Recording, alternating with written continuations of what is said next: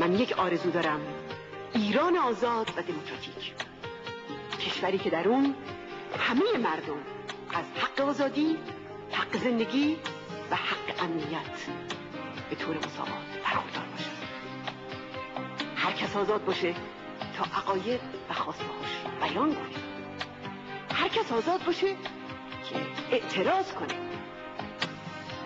هر کس آزاد باشه که پوشش و راه و رسم زندگیش رو خودش انتخاب کنه.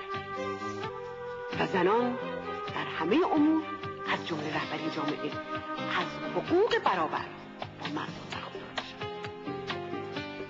من یک آرزو دارم، ایران سرشار از بردباری و مسالمت و همچنین کشوری باشه که در اون انسان‌ها با عقاید و مذاهب گوناگون در کنار هم به طور برابر بتونن زندگی کنن.